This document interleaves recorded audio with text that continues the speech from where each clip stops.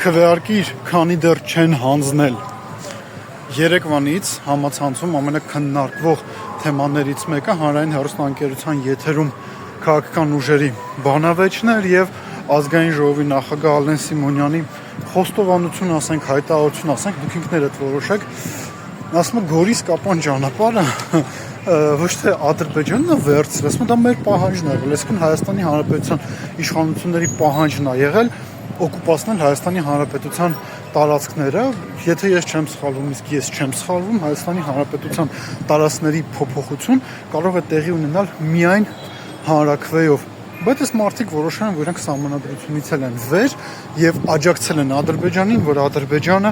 օկուպացնի Հայաստանի Հանրապետության տարածքները։ Ընտրությունների համատեքստում սա նշանակում է հետեւյալը. եթե դուք չմասնակցեք ընտրություններին, կարող է գալ մի իրավիճակ, երբ որ ելնելով իրողություններից,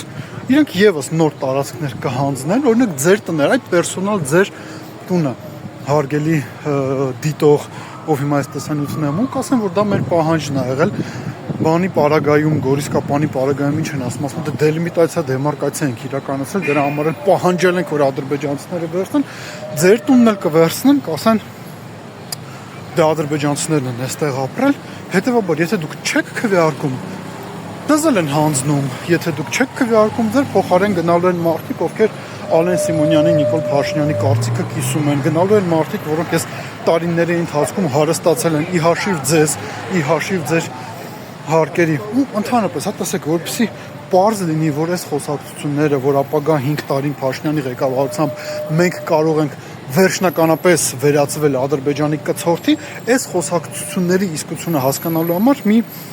օրինակ ձեզ պատմեմ։ Տեսեք, 2022 թվականին, երբ որ Ադրբեջանը ռազմական գործողություններ սկսեց Արցախի դեմ, էթնիկ զտում սկսեց իրականացնել, իրանք Երևանի ավական ընտրություններից հետո դա արեցին, շատ պարզ իրենց անհրաժեշտ էր, որ Փաշինյանը մնար իշխանության Երևանում, որովհետև եթե Երևանում իշխանափոխություն լիներ, համապետական փոփոխությունները եւս կարող էին տեղի ունենալ։ Ադրբեջանցիները սպասեցին, ընտրությունները տեղի ունեցան, փոքրամասնությունը մասնակցեց ընտրությունների, ինչի շնորհիվ էլ Տիգրան Ավինյանը դառավ Երևանի քաղաքապետ, ու դրանից հետո ադրբեջանցիները հարձակվեցին Արցախի հանրապետության վրա։ Մեր ընտրություններից հետո հայաստանյան Նախիջևանում տեղի ունենալու փառատոն վերադարձ Արևմտյան Ադրբեջան անունով նկատեկելի ընտրություններից հետո են իրենք դա անում։ Հետևաբար, եթե դուք չեք քվեարկում, ձեզ կարող են հանձնել, եթե դուք չեք քվեարկում,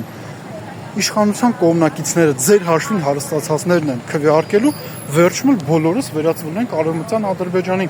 Մտածեք այդ մասին։